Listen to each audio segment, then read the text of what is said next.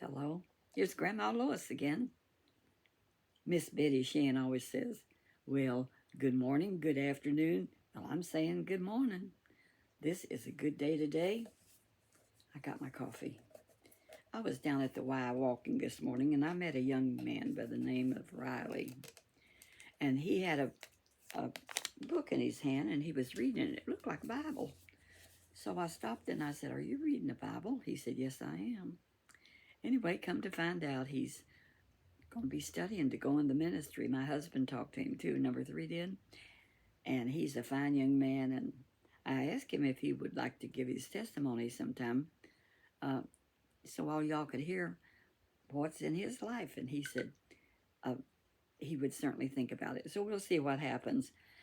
So this morning, I was thinking, I still like my Bible, my King James.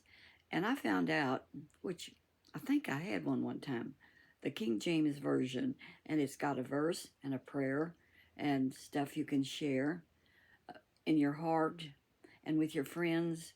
And so I downloaded it. And man, it is absolutely inspiring. And I'm serious. It's the King James Version. But when I tuned it in, it said, Philippians 4:19, but my God shall supply all your need according to his riches and glory by Christ Jesus. And then it has a morning prayer. After he says that he will supply all our needs. And here's an inspiration. We have God as our Father who is able to provide for all of us with ease. That is why we don't panic when trouble situations come, and they do come. Think of all the troubling situations that have come your way. And I can tell you, I've had a bunch of them in my time. But I did know the Lord, and he went with me. And they're all in the past now, thank God. That shows you that God will always say a lot of things that we get so concerned about. By next week, it's not important at all. You don't even hardly remember it. It's gone. So, dear God, we thank you that you can move in my life and in my children's life and in my grandchildren's life and my friends and my neighbors. So thank you that all my needs have been met. There's food on my table. My baby daughter, Kim, used to sing, get your coffee, sit down. I don't know when I'm going to quit. Is that right? I don't even know. But anyway, get your coffee, sit down and listen. My baby daughter, Kim, when she was around 17, 18, the group that my husband, the King's Four Quartet, that Buddy and James were so much alike. They're so much alike in personality. They're such gentlemen, and they're so loving and kind to everybody. I get them mixed up sometimes. I accidentally call them the wrong name. But I spent 44 years with Buddy, and I have spent 14 with James. I like him a lot. But anyhow, as I was saying, Kim used to sing, and she would sing with the King's Four Quartet. So she put a song on about, I have all these blessings. There's food on my table. There's shoes on my feet. And it says, remind me, dear Lord, is the name of it. Don't let us forget our blessings. Let's remember our blessings and count our blessings. When I was on the evangelistic field, and I would get lonely for home and family and my library. And that's when I gave up reading 3 newspapers a day, or maybe 4. And I really missed them. I mean, I was into it, reading my newspapers. I kept up with all the politics going on in my hometown. And I talked to my mom every day and visited with her nearly every day. And I gave her up, and my sister, who I love very much, and my kids, they were still around, some of them. Kim was. Anyway, and my grandkids. So when I went on the evangelistic field and I would get so lonely, I would just sit down, take a piece of paper, and write down my blessings. Because you really take a lot of things for granted. And I was blessed. We had a fifth wheel, which is either 35 or 45 foot long. We had 5 fifth wheels during our ministry. And so I would sit down and I would write. And we took 2 little Chihuahua dogs and a cat with us on the fifth wheel. So I had my little animals too, which I always loved animals. And it was so sad when Buddy passed away and I married number 2. He didn't want my cat. And he says, I'm not living with a cat. There ain't no way, cats belong outside. And he insisted I get rid of my cat because he had to live with me and the cat lived here too. So I gave it to my daughter Kim. But I was always miserable without my cat. So finally I went down. I said, look, well, anyhow, she passed away with Kim, my little cat did that I had on the evangelistic field. So I went down to the pet store, and there was a calico cat down there, and she reached through that bars and just tried to get me and hold on to me.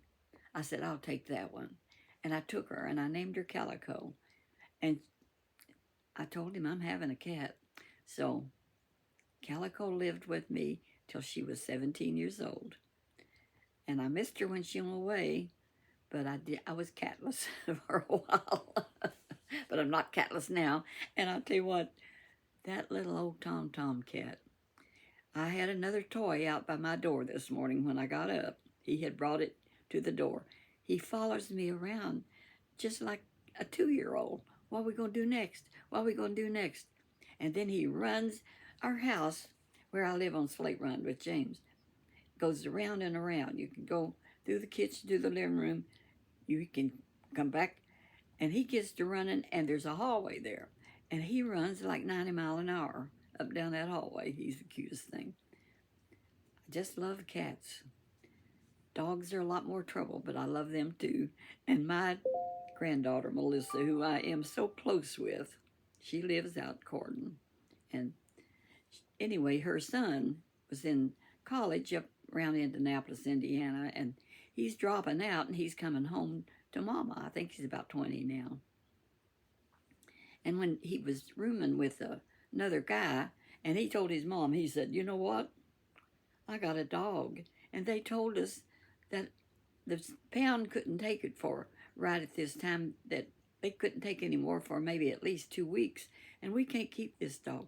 Now, Melissa already has 2 dogs. She did have 3. She loves dogs. Well, don't you know, one of them got out where her new home is down in Corden. And it got out the front door and it ran down the street, and somebody stopped their car and picked it up. So it found itself a new home. So Melissa has 2 dogs already. So her son says, it's a small dog. And he sent her pictures. And it's like as big as a collie. She said, I don't know what it is, but I believe it's got some Pyrenees in it. She says, so being he can't place it up there, we'll place it down here when he comes. Now, who all believes that? Knowing Melissa? Forget that. That dog is finding his new home. And Travis loves dogs too. So he's bringing it home because they can't keep it. And he says, and my roommate says he can't keep it because he's moving into a place where they don't allow animals. Well, Melissa's already got a bunch of cats. I was going to get a little boy cat from her, but her daughter, Leandra, who is about 18, her boyfriend got that little tomcat I wanted, and he was cute. But we got a good one. The Lord went before us and made those crooked places straight, and a little Tom is working out great. So today, I get my mammogram at 10 o'clock. I got to be leaving in a few minutes, but I thought I'd put this on before I left. And then at 2 o'clock, these hearing aids are rattling, and they can fix it, I'm sure. But I hear a rattle often, too much. This morning I was talking to that young man down there that was reading his Bible, and he told me a story about a pastor that he read about that in the pioneer days. His daddy was the pastor, and he was a son, And he always listened to his daddy preach and everything, but he wasn't a Christian. He never accepted the Lord. But his daddy passed away, and they didn't have a preacher in this pioneer community back when the USA started. So he had all his daddy's sermons, so they wanted somebody to speak, and so he said, well, I've got Dad's sermon. I'll just use his and tell you about what they are, and we'll just go on and have church. And so they did, and guess what? He got saved listening to his own self preach his daddy's sermons after his father was gone. And he got saved, and everybody rejoiced. So then they installed him in as pastor, and he was the pastor from then on. I thought that was an interesting story, so I started looking up, Googling some, and I found out that that has happened to more than one preacher in time past. You might look at it. C.M. Ward, who helped start the Assemblies of God, which I am pretty well Assemblies of God Pentecostal. And he was a pioneer, and he was from Canada. And you ought to read his story. I'm not going to give it all to you this morning or any other time. Probably it's too long. But my God shall supply all your needs according to his riches and glory. So we'll close with that. Oh, where's my glasses? I've enjoyed my coffee. Bella did not show up. That's life. You just have to deal with it. I'll get down here and get me some glasses because I refuse to look cross-eyed when I sign out.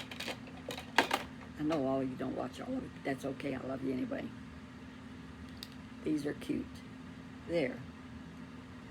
I'm a movie star. You know, my mom named me after a movie star.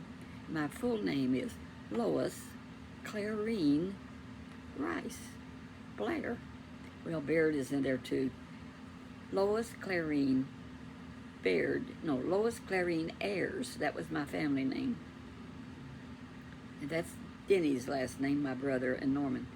Lois Clarine Ayers Baird-Rice Blair. Just like the Queen of England. She had a lot of names, and I got a lot of names. But on YouTube, I'm Grandma Lois. You can Google me. Isn't that something? And I just go by Lois. I go by Claire. James calls me Claire because my family calls me Clarine. I answer. Just call me for lunch. And I do like food. And I am gaining a little weight. That scale is not being nice. It talks to you. But I'm going to make it. I'm going to eat less today. I'm going to cook me some cabbage. I put it in the Ninja Foodie. And you put a slice of cabbage up and put it in the Ninja Foodie, which is a pressure cooker, and set it for just till it comes to steam. You don't even put 1 minute, or you can put 1 minute, and then it's perfect. And you just put you some seasoning on it and butter and yum, yum, yum. And it's not fattening.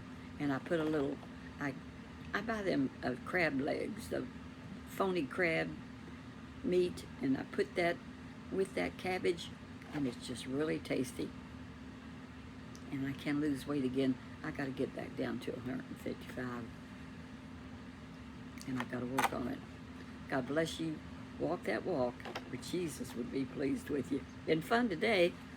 I'm not going to sing anymore. I listened to that one where I sing, and unless I change my mind. You know how women are. We really do change our mind instantaneously sometimes. Uh-oh, got to get to the hospital and let them squeeze. They do. It's not too bad anymore, but I'll go get it checked out. God love you. Bye-bye.